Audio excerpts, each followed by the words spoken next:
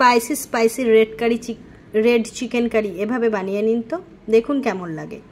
বানাবার জন্য আমি প্রথমে নিয়ে নিয়েছি মাংস, যাতে আমি হলুদ আর সামান্য পরিমাণ নুন মাখিয়ে রেখেছি। এবার কড়াই গরম হলে দিয়ে দিচ্ছি সামান্য পরিমাণ সর্ষের তেল, তারপর দিয়ে দিচ্ছি মাংস। হালকা করে মাংসগুলোকে ভেজে নিচ্ছি। এটা কিন্তু হালকাই ভাজবেন, বেশি ভাজবেন না। এবার আমার মাংস ভাজা হয়ে গেছে, দেখুন তেলটা ফুটছে, এটা কিন্তু মাংসের স্টকটা রয়ে গেছে। এতেই দিয়ে দেবো পেঁয়াজ। কুচি কুচি করে রাখা পেঁয়াজ দিয়ে ভালোভাবে আমি পেঁয়াজগুলোকে ভেজে নিচ্ছি। অল্প ভাজবেন প্রথমে, বেশি কিন্তু ভাজবেন না। তারপর দিয়ে দিচ্ছি টমেটোর সঙ্গে দিয়ে দিচ্ছি কিছু পরিমাণ রসুন। এটা কিন্তু হাফ বাটা আছে, হাফ নেই, এভাবে দিলে টেস্টটা বেশি ভালো আসে। সঙ্গে দিয়ে দিচ্ছি কিছু পরিমাণ কাঁচা লঙ্কা। ভালোভাবে মশলাগুলোকে একসঙ্গে ভেজে নিচ্ছি। এবার দিয়ে দিচ্ছি সামান্য পরিমাণ হলুদ।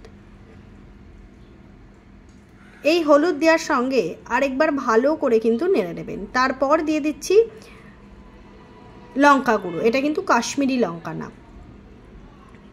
দিয়ে দিচ্ছি নুন, যতটা নুন খাবেন ততটা নুন দেবেন। তারপর দিচ্ছি সামান্য পরিমাণ বিরিয়ানি মশলা, এতে কিন্তু টেস্টটা একটু বেশিই ভালো আসে।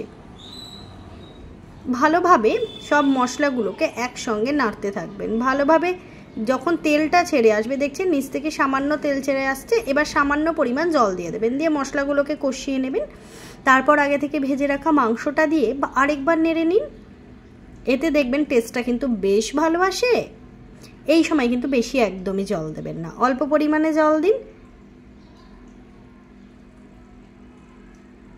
যদি ভিডিওটা ভালো লাগে লাইক শেয়ার সাবস্ক্রাইব করে প্লিজ পাশে থাকবেন। নতুন কোনো ভিডিও দেখতে চাইলে অবশ্যই আমাকে কমেন্ট করবেন, আমি কিন্তু আপনাদের কমেন্টের অপেক্ষায় থাকবো।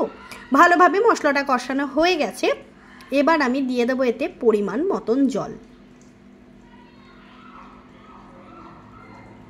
দিয়ে এবার মাংসটা ভালোভাবে নেড়ে নিচ্ছি। এবার এটাকে আমি কিন্তু সেদ্ধ হতে দিয়ে দেবো। তার মধ্যে একটুখানি দিয়ে দিচ্ছি গরম মশলা, এটা আপনারা লাস্টেও দিতে পারেন। অনেকেই কিন্তু কাঁচা গরম মশলার গন্ধ সহ্য করতে পারে না, তাই আমিও পারি না, তো সেই ক্ষেত্রে একটু দিয়ে দিলাম, চাইলে আপনারাও দিতে পারেন। ভালোভাবে নেড়ে নিন। অল্প পরিমাণে দিয়েছি, দেখুন জলটা ভালোই সেদ্ধ হয়েছে, কারণ মাংস থেকে সামান্য পরিমাণ জল বেরোয়। একদম সুন্দর তৈরি হয়ে গেছে চিকেন। ভিডিওটা ভালো লাগলে লাইক শেয়ার করবেন।